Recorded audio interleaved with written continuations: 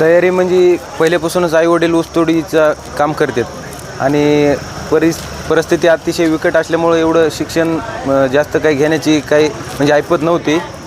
मग त्याच्यामुळं गावातच पहिली ते 10वी हे शिक्षण पूर्ण केलं. त्याच्यानंतर लांब जाण्यासाठी किंवा कुठल्या अकॅडमी क्लासेस जॉईन करण्यासाठी एवढी काही अशी परिस्थिती नव्हती.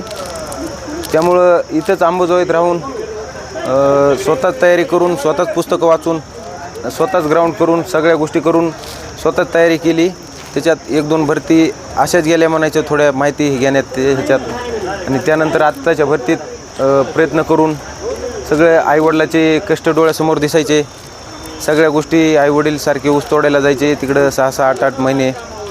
ह्या गोष्टी सगळ्या डोक्यात होत्या आणि ह्या गोष्टी सगळ्या मनात धरून करून आज इथं आहे. मूळ गाव कोणतं आहे? मूळ गाव मी येल्ला या गावचा रहिवासी आहे आणि माझी सध्या नागपूर लोहमार्ग पोलीस या ठिकाणी निवड झालेली आहे.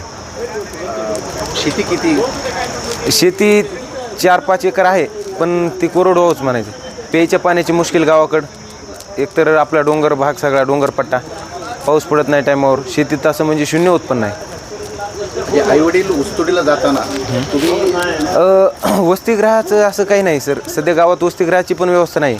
आजी आहे, आम्ही आईवडील कारखान्याला जायचे आजीपाशी ठेवून आम्हाला. मग आजी आम्हाला सांभाळायची 1ली ते 10वी आणि आजीपाशीच राहून आम्ही शिक्षण पूर्ण केले.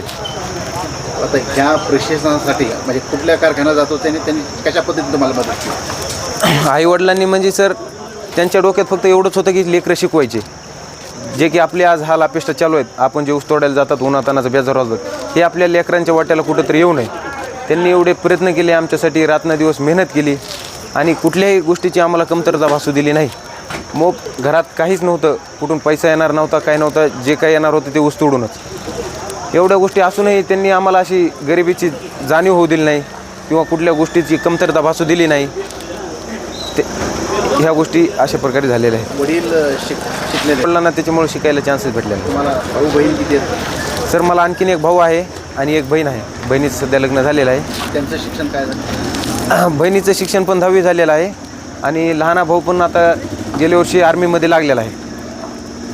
ती आर्मीमध्ये जॉईन झाला आणि यावर्षी मी पोलीसमध्ये.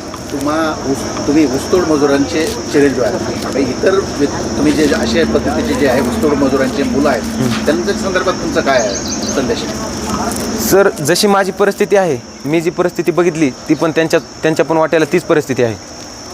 तर आमच्याकडं शिक्षणाशिवाय सर दुसरा पर्यायच नाही. ना कुठला बिझनेस करू शकतात आम्ही, ना कुठला धंदा करून कोणत्या गोष्टी करू शकतात. त्यासाठी आम्हाला शिक्षणाशिवाय पर्यायच नाही सर. नोकरी लागल्याशिवाय पर्याय नाही. त्याच्यातूनच सुधारण्याची परिस्थिती आमची आहे. शेवटी म्हणजे मार्ग एकच आहे नोकरीचा.